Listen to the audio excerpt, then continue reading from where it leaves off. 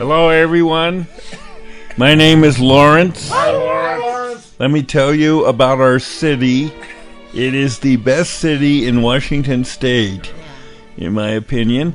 It is located on I-5, halfway between Seattle and Portland. We are in Lewis County, right near the confluence of the Chehalis and Skookumchuck rivers. Lawrence of Centralia. We are generally conservative and we lean Republican. Will not be presented at this time. The great Sonics basketball player Detlef Schrempf went to high school here. In order to bring you this special podcast. Man, could that guy dribble. It's almost live. Still alive. It's alive! A limited podcast series about Northwest Television's legendary TV sketch comedy show. An amazing phenomenon. Featuring intimate conversations with the writers, performers, creators. Rustlers, cutthroats, murderers, bounty hunters, desperados, bushwhackers, hornswagglers, horse thieves, bulldykes, train robbers, bank robbers, ass kickers, shit kickers, and Methodists! Your host was one of them. I think I would remember a thing like that. Pat Cashman. What's the matter with you? Almost live. This is just a real nice surprise. Still alive. Just a real nice surprise. Almost Live may have been a cash cow for some, but most of us never even got close to that udder. For their part, King TV got a great return on investment, and so did Comedy Central and a couple of syndication companies. But the people who actually created the show each week did it for a lot of love and a little of money. A South Kitsap schoolteacher named Tom Juvik was one of the show's first and most reliably prolific writers. Now, writing's a craft that is little credited, but absolutely essential to a TV show. Most of the time, Tom Juvik, as a teacher, put up with some school kids, but part of the time, he put up with grown-up kids of Almost Live, and he helped a fledgling show find its voice. Tom graduated from Peninsula High School. He served in the Vietnam War, and then he went through the UW's creative writing program. He taught for 35 years at both junior high and high school, and he's an award-winning short story writer as well. But beyond Almost Live, he wrote comedy for the Fox Late Show and a column for the Tacoma News Tribune. This is a guy you gotta meet. He's one of my favorite people, and you're about to meet him, Tom Juvik. Tom, you had a couple of go-arounds with Almost Live, but initially you were like one of the first guys to step off the Mayflower and be one of the first writers of this brand new show. Now, how did you hear about the gig, and how did it come about? Well, I'd been teaching with Jim Sharp at one of the great comedy clubs. Actually, we'd been performing together at Cedar Heights Junior High. Oh, in yeah, Port Orchard, Washington. The Laugh Factory of Port Orchard. And we had our own comedy club there. Mm-hmm. It was called Ninth Grade Social Studies in English, and we were team teaching. And he basically was my warm-up guy. I was kind of the main comedy. Jim mostly worked the lounge, didn't he? There at the he was kind of a lounge lizard. And for people who don't know, Jim Sharp was essentially the initial head writer for the new Almost Live show, and he was a close buddy of Ross Schaefer's. That's how that happened. And then Jim went on later to become a producer for many other kind of comedy shows, and eventually made his way to be vice president of programming, I believe, at Comedy Central. So he's had a long career. But you initially, what did he say? Did he pitch you on this idea? Or do you remember how it came about? Yeah, Jim knew that I was writing short stories, and I had a degree in creative writing, and I had some publications going. And how short were those stories? Some of them were very short, but some of them went on and on and on forever. And basically, I was writing for obscure literary magazines, and I have like 1 million stories in publication somewhere. But yeah, I made about 50 cents doing it. Yeah. And under your name, Jim knew that I was. These are under your name. I mean, if we dug around on the internet, we could find some of these stories. Yeah, you could hunt around on there, and just Tom Juvik. I'm going to do that as soon as we wrap this up. You might want to look on the dark web, see if you can find my social security number and bank passwords. That's already been accomplished, yes. It's been called the Wild West of the internet because operating in the shadows are extremists, criminals, and trolls. So he said to you, hey, they're doing this new show over on this TV station, King TV, and they don't know what they're doing, and we need some writers. They didn't know any writers, and Jim knew that I was kind of funny and I could come up with stuff, and so he and Ross kind of roped me in, and I liked Ross. When I met him, I just thought he had a lot of charisma, and he was the kind of person that would have appealed to a lot of different audiences, and he was kind of he's a kind of a guy who can make it comfortable. Yeah, had a good sense of humor, and I went, wow, this show sounds good. This will be a lot of fun. Women want romance. They want romance, and we have to give that to them in simple ways, just little Post-it notes around the house. Little things like, I love you. You're beautiful. Whose cowboy boots are these? We started having meetings on Dexter Avenue at King TV, and there were, I think we started out with 3 or 4 people in a room, and every week that I went in there, I after school was out once a week, I'd head over to King 5, and I'd catch the ferry and drive across town, and they'd usually have the writers' meetings, production meetings around 3:30 or so for, I don't know, maybe they were accommodating me, but I think almost all of the guys that ended up writing for the show started out as freelancers, as did I. I was not on the staff at all until Comedy Central. We did the 65 shows for Comedy Central years ago. Now, did you think in terms at that point, did you think in terms of just jokes, one-liners, that kind of stuff? Or did you begin actually writing full sketches? I did a little bit of both. And I probably had better luck with the monologue than the sketches, which seemed kind of strange to me because I was a short story writer, right, and I should be able to write sketches. The thing that I noticed as time went on and the room got bigger and bigger, more and more freelancers came in, and most of the guys that came in, most of them were male, were also writing things that they could appear in. And I think Jim Sharp and I were, I know Jim had his eyes on writing and producing and having productions, and I was happy to write. Yeah. So mainly I was coming in going, I'm going to write for Ross, I'm going to write some sketches for the show. But I think a lot of the guys that came in and started working early on were like, I think I'll write some sketches and maybe I'll get to be in them. And I didn't think much about screen time like a lot of the folks did. There's just people that it's like, I'm a writer. I watched some Saturday Night Live documentaries that, who are these guys? They interview these writers, people I never heard of. And they're the guys that just kind of make the jokes. And there's other people that I'm on the camera. Well, that show never had a major budget of any kind, so you would have to be wearing a lot of hats. Dirt roads and white lines and all kinds of stop signs. I stand right here where I'm at, 'cause I wear my own kind of hat. Had you ever done any of that before? I did a lot of improv when I was in elementary school.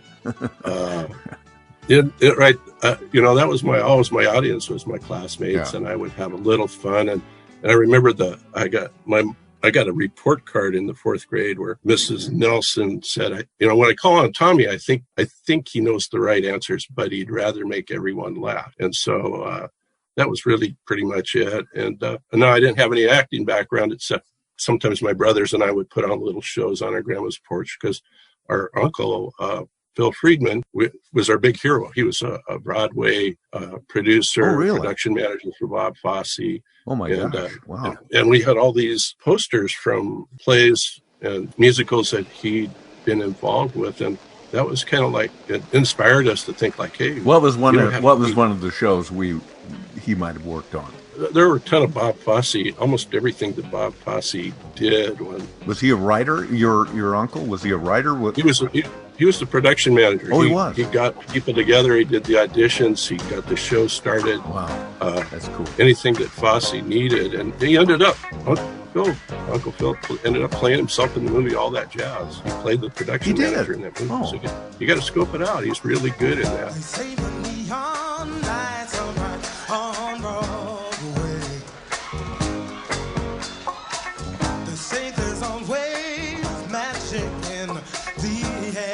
whenever I miss my uncle, he's long gone, of course, I can just put that on there and go, hey, Uncle Phil, how are you doing? That is pretty cool. That is pretty cool. Yeah.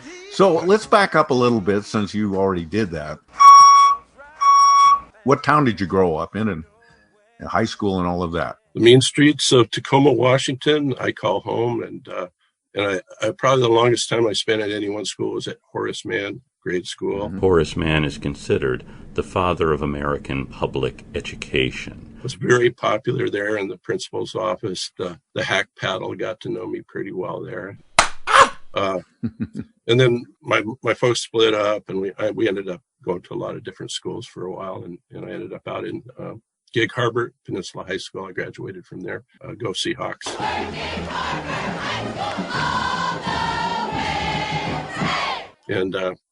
And then went on to the University of Washington. And what was your aim at the UW? Did you know you wanted to be a teacher, or did you have any idea where you were going? I started out, I thought I was going to be a psychologist, and then I thought a teacher, but mostly I gravitated toward heavy drinking and womanizing.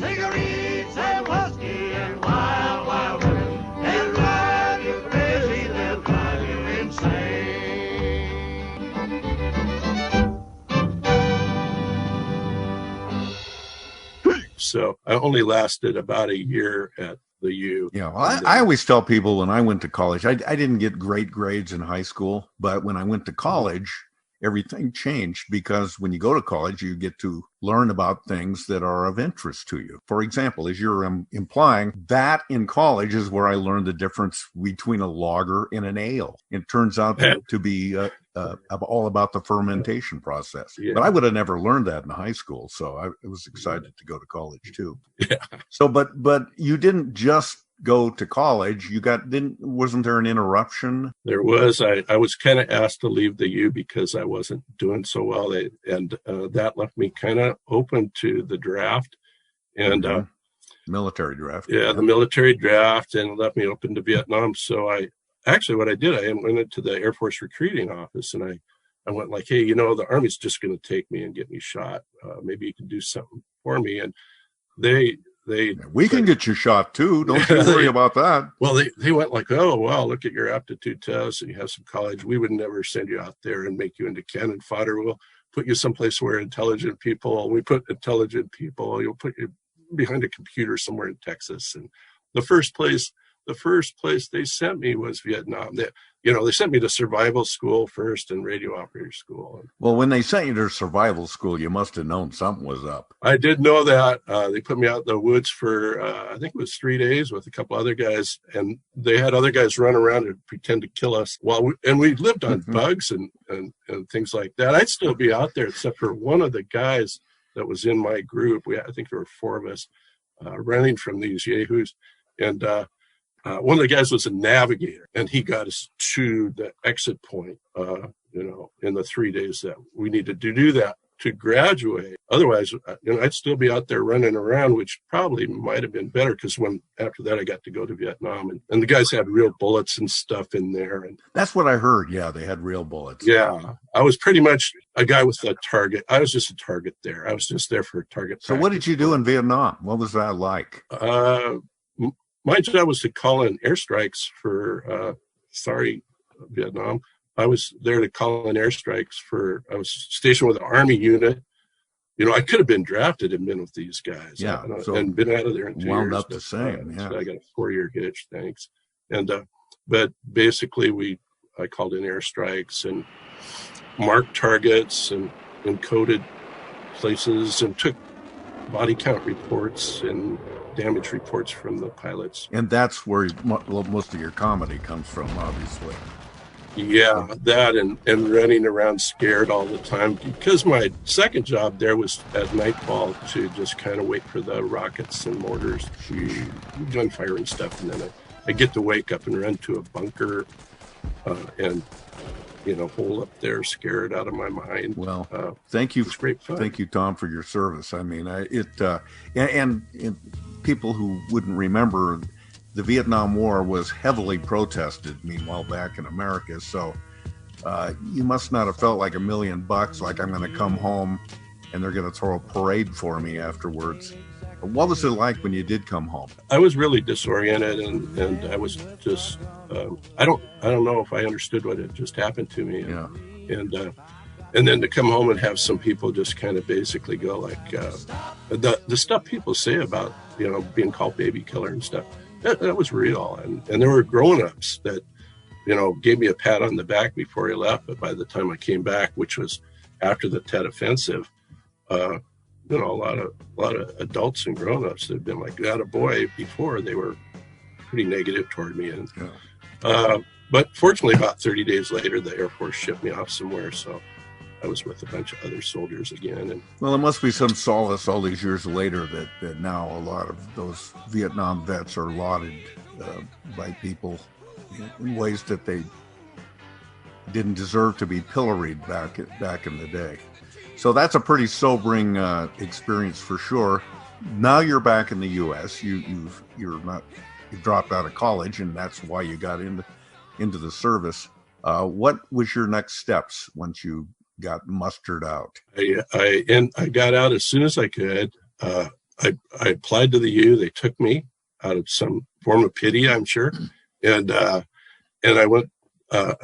That's when I entered the writing program, and I was real lucky to work with a novelist named Jack Kitty, and he was a great guy, and he just kind of felt like I had something to say. I was older than the other students, so it was like, what's an old guy doing in my class? So a lot of my instructors were kind of interested in that and kind of took me under the wing, and I found that writing was really something I wanted to do and I enjoyed, and it helped me to look into things and understand them better. But it was a little nutty on campus because the protests were still going on, and I kind of wanted to end the war and bring my comrades home. I couldn't see another single person dying over there. And voices of those objecting to U.S. involvement in Vietnam were getting louder. In May of 1970, 4 students were killed by National Guard troops during a campus protest at Kent State University in Ohio.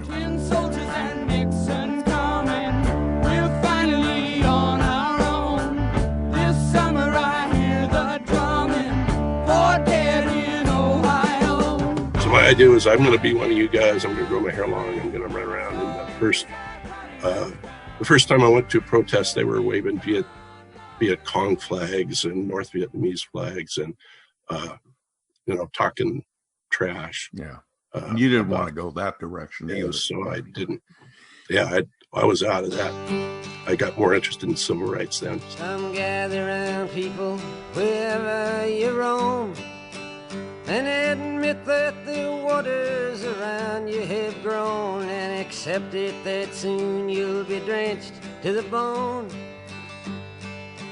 If your time to you is worth saving, then you better start swimming or you'll sink like a stone, or the times they are a-changing. Who are your writing heroes? Who do you still admire the most? I'm pretty traditional. I was always kind of a Ernest Hemingway type of guy.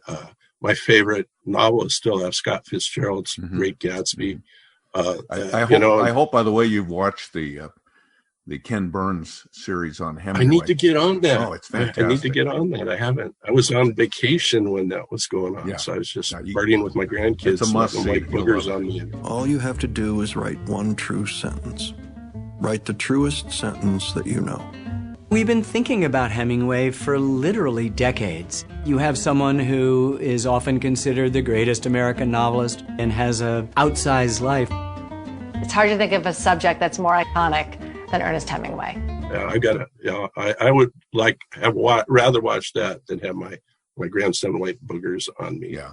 As he did for like a full week. Maybe I came up covered with boogers. Yeah. Well, if you do it right, maybe you can have both experiences at the same time.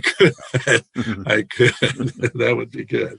So then you graduate from the UW, obviously with a degree in education, I assume, and you immediately become a teacher. And where did you go? And I did student teaching in Shoreline up north of Seattle, and then I ended up at Cedar Heights in Port Orchard. I had no idea I'd end up on the other side of the water. I wanted to teach in the Seattle area, be around the big city and all of that. But it was real fortunate. I love being in the small town. just kind of, I could afford to live here on a teacher's salary. If I was still in Seattle, I'd be living in a shotgun shack instead of this wonderful mansion that I'm in. Yes. On the banks of Manchester. I look across the water at those fools over there in Seattle, and I go like, ha, ha, ha. Yeah, you're in a shack. You've been vindicated for I'm sure. up here on the hill. Yeah, it's great. Then you begin writing for this fledgling show, Almost Live. As you said, you had written short stories and done a lot of writing, but this is such a different discipline. Did you think, well, maybe I'm overreaching a little bit, but what the heck? Let's give it a shot and see what happens. I loved it because it was a lot of fun. I got to be around other people that had some talent, people that were really funny and interesting. You know, we started bringing on John Keister. Mm-hmm. We got you, Pat. Going downhill quick. And all kinds of people, Joe Guppy, Bill Nye, a lot of the guys that pioneered, did a lot of writing for the show, started appearing on screen. And it was just exhilarating to be around them and to see the show and to just be part of it, even though, you know, I didn't always get something on the show. And even though I wasn't on camera, it was a lot of fun and kind of a thing I was doing for me. But it was just fun to be part of the show too. Well, did you become something of a hero, or if not a legend, to your students? Well, you know, no, not. I don't. Were they aware? Were they aware that you were doing this? Not until we did the Comedy Central version of the show in the early '90s, many years later, and then by then I got to be a staff writer on there, right? And I got to be on camera because we were making so much stuff. Sure were. That it was like, we need guys, you know, and I got to, and I really enjoyed that. I felt like I could really do something on the screen besides write. So and that's when they knew. They'd turn on the TV and there I was. And I had former students away at college that would call me and email, and I saw you on TV. I was in my college dorm, and that was a lot of fun. And, I think it would be great. It would be a lot of fun. A short interruption here. Apropos of nothing, while Googling Tom Juvik, I found an obscure band on YouTube called The Almost. And so, in a bit of serendipity, here is The Almost live.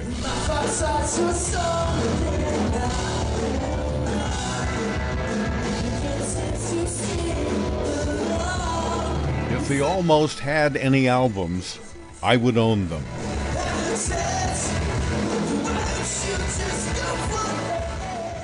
One of the characters I used to do semi-regularly was this fake talk radio host that was the host of a kids show, and the character's name was Uncle Buzz, and he was slovenly, he had greasy hair, he smoked, he hadn't shaved in a few days, and so I would do this bit, and then I would take phone calls from kids, and the phone calls would be me with my voice sped up. Right. But when we started doing that Comedy Central season, I realized I was out of gas. I had no jokes. I couldn't think of anything. I was absolutely on E. And thank God they hired you to come riding in to the rescue. You wrote a lot of things for the show, but you also wrote a bunch of great bits for the character Uncle Buzz, things for him to say and do. And you saved the day for me, for one. I remember that very well. I think you were doing fine, buddy. You were rocking and rolling, and I don't want to say that. I think Uncle Buzz, I think there's a side of you that is Uncle Buzz. Could be.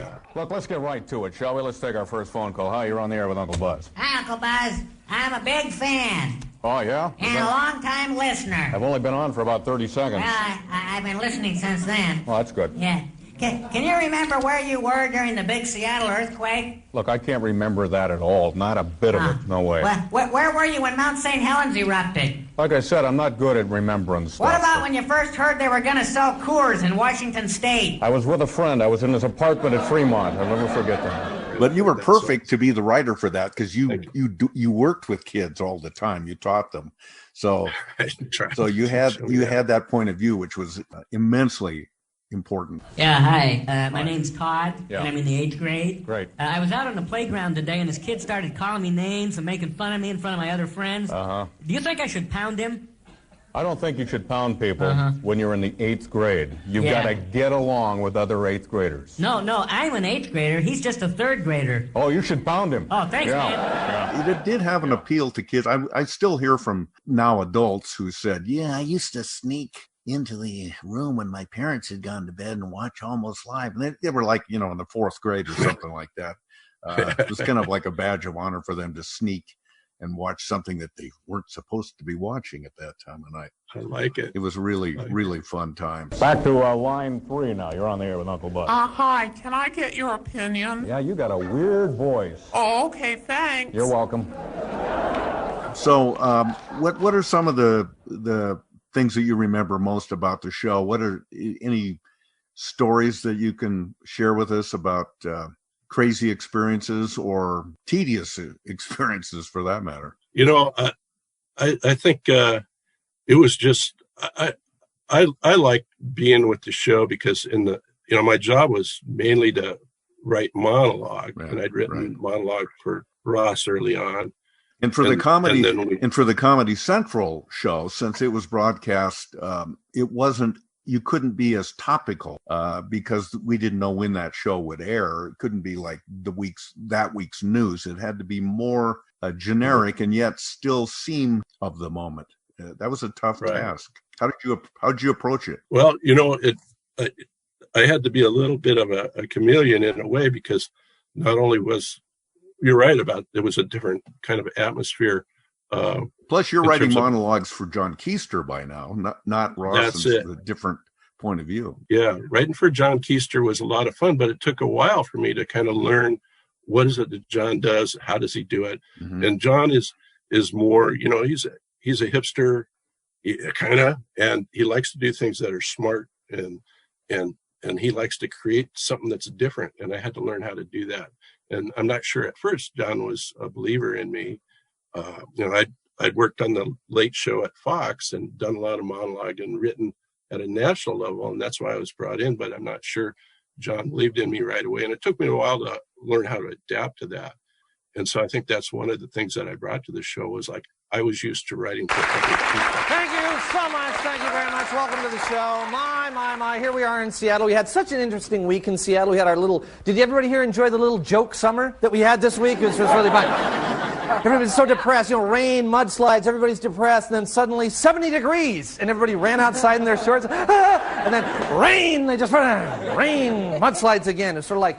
God, just had a little fun with us. He's a funny guy. He's just playing a little trick on us. It's like, want some candy? And they take it away. So. And I had to figure out and get inside John's head. Yeah. And maybe, and just kind of learn also how to work with a new group of writers.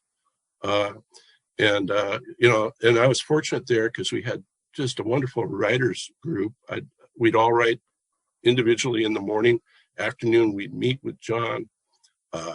And we'd go over our jokes and our ideas for sketches. And we had Bob Nelson in that room. We had Ed Wyant. We had Nancy Guppy. Had Tracy Conway. They were just such a talented group and very, very nice people to work with. Yeah. And every once in a while, Bill Nye would pop in. And so it was just a lot of fun to work with them. Yeah. And we learned to piggyback off each other and build off each other's stuff. And we'd take an idea that maybe was just a beginning idea for somebody, and you'd try to come in with a sketch, and pretty soon everybody's like, hey, and then we could do this, and then we could do that. And pretty soon we'd have a full-fledged sketch going. And pretty soon we'd have a bunch of pretty good jokes. I'd bring in like 100 jokes, and I would maybe get 3 in there on the monologue. On a good day, 3 out of 100. We all had to wow. write a lot of stuff. Yeah. Well, if they did, if they only took 3 of my 100 jokes, I'd walk. I'd say, I'm out of here. See you later. These are great. Yeah. You have to have a thick skin like a rhino to write comedy. You go in a room and you think you got a funny joke, and then do you remember 1 or 2 of the jokes that you were proudest of? Can you still remember any of them? I cannot remember a joke to save my life. Neither can I. And I can come up with them, and I can write them, and I can make up stuff when you and I are talking. I can't even tell a traditional joke. A million guys that go like, oh yeah, a priest and a rabbi and a horse walking into a bar, you know. I cannot I'm just like you. I cannot. You could put me on the spot and say, "Tell me a joke," and I really think that would be like, boy, can I have an hour to think about it? Yeah, for sure. Yeah. So we kind of. I remember the sketches better though. Well, what sketches? What sketches do you recall? I remember we did John Keister loved to do the training films. I think you were involved in some of those too, and he came up with a lot of the initial stuff and probably wrote most of it, and we all kind of pitched in and piggybacked and threw it in there. So pretty soon we had a pretty nice thing going, and the idea of we're all in an office, and so we didn't have to go on some big location or anything. We do a lot of it right there, and Bill Stainton played the office nerd, and we were all going to go to lunch, but we're going to ditch Bill. How do you ditch the office nerd? He catches you going out to lunch. We're all like, oh no, we're not going to lunch, and then we'd sneak out. It was great fun. Almost Live Training Films presents Going to Lunch at the Office. Part 1, Getting Started. The leader starts the process. It's almost time for lunch. Hey, you guys going to lunch? Part 2, Ditch the Doofus. And then we ended up at a restaurant having lunch. And that was a lot of fun, too, because we got some free food. Well, I'm not paying more than $2 per carrot. I don't care what they charge. Mine was Kendall. Bill, I covered you last week, remember? And so you got the rest, okay, that should be it. That should be good. That's good. We're $40 short. And then, at that point, what was really fun was people started doing a lot of improv. And, most of these guys were trained actors and stuff, and I was just some goofball that could come up with things. And so that part was fun, too, because we got to be inventive. I had dinner here before. The lasagna is great. Great, but I don't want that much. Want to split it? Yeah, I'd love to. Great. And is there salad with that? But, maybe we should get a side salad. Side salad? Okay, but no dressing on the salad on the side. That's fine. Okay, great. That sounds great. Okay, perfect. What do you have? I just had a blast on that. I still love that. It was really magical time. My sketch. You said that you post Almost Live, you went to work on the Fox Late Show that Ross Schaefer inherited or started. Did you move to LA for a period of time, or did you work remotely? I moved there. I ditched my job. You did? They gave me a leave of absence. It was middle of the spring or something, and school was almost over, and my kids were bored anyway. And so they could bring in anybody. They probably didn't even know I was gone. The sub was probably nicer to them. But I was allowed to take a leave of absence. They encouraged, it was great. I had a great contract and good people that I worked with at the schools, and they encouraged me to try something new. And my wife was nice. She kept the kids at home. Fox sent me a plane ticket. I had about a week to get ready. I went down to Barnes & Noble. I bought, I used to just kind of wing it. It's like, it's comedy. I think I'll write this. I realized this is serious business and a big chance for me. I bought 3 books on comedy writing, and I read them. Highlighted, read them, even on the plane down there. I was reading, highlighting, and I had those 3 books, and they were like the Bible to me. And Sid Caesar said, a joke is a sentence with a curlicue. What is every story? It's made up of sentences. So if you go up and take each sentence and can tag and top each one with something, or maybe not each one, every third one, and then now you have a bit that's humorous overall, but you have jokes on the way to the big joke. And so I wrote there for 3 or 4 months, wrote a ton on monologue. It was real rewarding. You'd write something in the morning, go over it in the afternoon, get hollered at for writing stupid jokes. And then the show would be on that very night. And you got to see Ross get on the stage, and you'd get to see your stuff come alive, because we had a live audience there. From Hollywood, it's The Late Show, starring Ross Schaefer. Thank you very much. I want to tell now, as you folks at home can probably tell, we got our applause light fixed. And then, of course, you had a lot of celebrity types strolling in to do the show, so that's kind of cool and pretty heady stuff for a young guy. Nothing better than hanging out in the green room with Zsa Zsa Gabor. Darling, what a lovely outfit you're wearing. You must give me the name of your dressmaker. We had some nice people come on there downtown. Julie Brown, I remember, came on a couple of times. A lot of fun. Okay, we have music coming your way from Mike the Mechanics and Phil Collins. A sort of Genesis tie in there. Mike Rutherford, of course, was in Genesis. Phil Collins was in Genesis. In fact, they're both still in Genesis. And Here's their solo projects coming your way. Oh, I just died. That Fox late night show got frozen out. The word was out that they were going to try to just bring an end to it. If Jaja wants to be on the Tonight Show, she cannot do the Fox Late Show and so on. Yeah. And I don't think that that happens as much anymore, but in those days it certainly did. So that was a disadvantage right out of the gate for sure. And gradually it kind of wore us down a little bit. We started running out of guests, and somebody that ran the show said we're losing some ratings, and they began to turn the show into kind of a reality thing. So we'd lead off with a bunch of jokes. And then pretty soon Ross would be sitting at a table with somebody that was a serial killer or was married to his 15-year-old cousin. And it was a strange thing to see.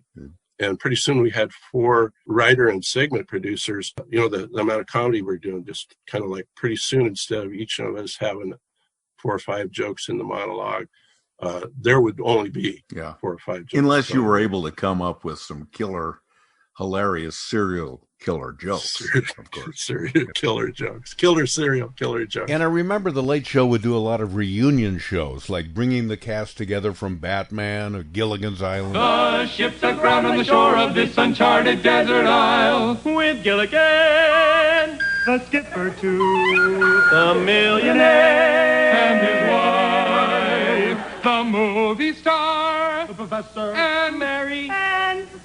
Here on Gilligan's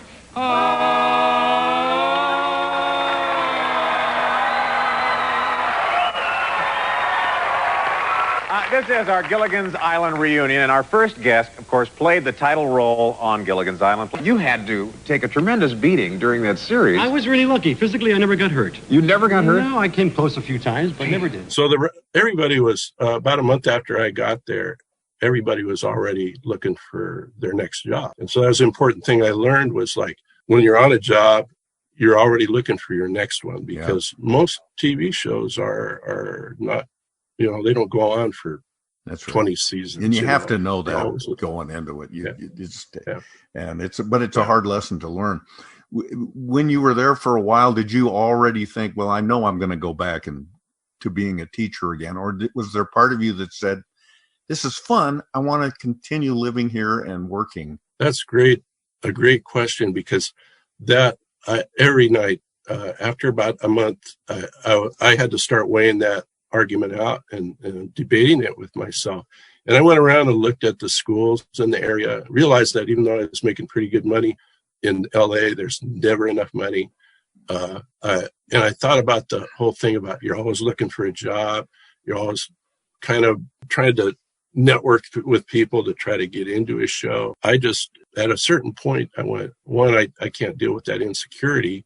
2, I can't bring my kids down here and put them in a decent school. I'll never afford a private school. And I don't think we'd have a good life down here together. Yeah. It's funny you'd say that. I love my teaching job, so why not? Yeah. I had that same kind of crucible moment where I went to LA, and I just, same kind of thoughts. I said, I don't want to move my kids down here. Maybe that was prejudicial and an assumption that wasn't true, but it felt right to me at the time. And I knew I didn't want to go there. No regrets about that. So what do you do? What are you up to these days, Tom? Are you still teaching? Actually, I do some things with school accreditation. I'm kind of a consultant, and I get to go around and visit schools, and, you know, they I look at their paperwork, and they tell us what they're trying to do, and then we go in there and tell them they're messing up big time, better shape up. Actually, no, it's a lot of fun. We go in the schools, we talk to kids, we talk to teachers, we look at the documents, talk to the administrators, and go, here's what you're doing a great job on, and here's some things to work on. So it's a lot of fun. And I do a little bit of tinkering with my own writing, you know, and mostly I just kind of hang out and enjoy life a little bit. It's amazing how there's always something to do. I enjoy my family a lot. So it's a good job. And I'm still in the town where I teach. So I'm pretty happy here, because I just know I know this must have happened to you every day, perhaps. My brother was a longtime teacher, and he's always hearing or bumping into former students or getting a phone call from them or an email, and they're just thanking him for the influence that he had on them and their lives. And sometimes he'll say, gee, I don't even remember this kid for sure. But, yeah. But it's edifying to know that you really have impacted so many lives, and maybe in a way you wouldn't have been able to do if you'd stayed down in LA and tried to be a writer. Yeah, that part is kind of a blast. And, it is kind of fun to get to know people again after they've grown up, and they bring their kids up to you, or they go like, hey, I made it through rehab. You didn't think I was going to. Yeah. And, there's still some people that remember I did some TV work, but most of them, it's like, most of them think I was on Saturday Night Live. They have me confused with Belushi. Well, why disabuse them of that?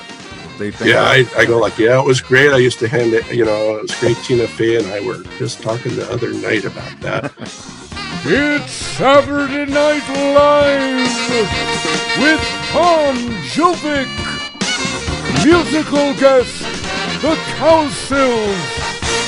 But it's funny because there was a thing, a little bit I did.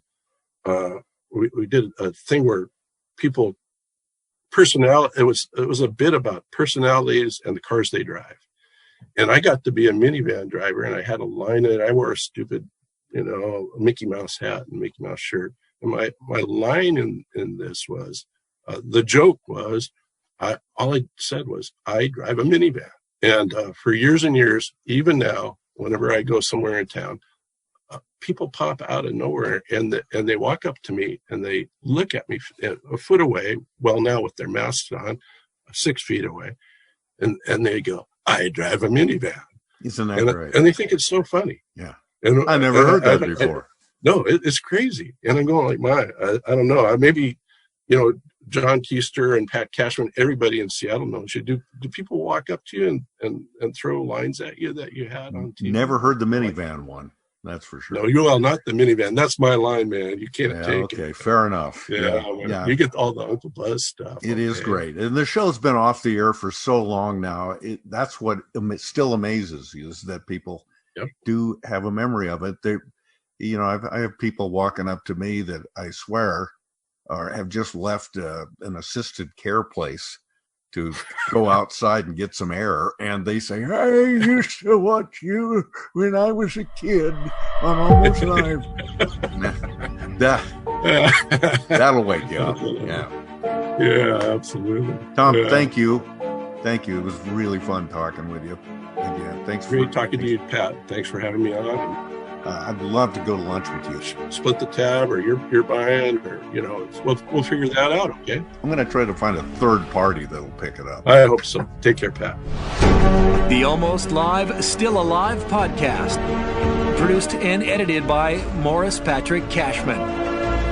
Technical director is Dave Tavers. And special gratitude to the legendary Kenneth George Buford McCaw, Almost Live's chief archivist. And thanks also to King TV Seattle. This program was made possible in part by the 12th century nun and mystic Hildegard von Bingen, inventor of spoken language. And by Emil Berliner, creator of the microphone. And I'm your announcer, that kid from Sluggy, Chris Cashman.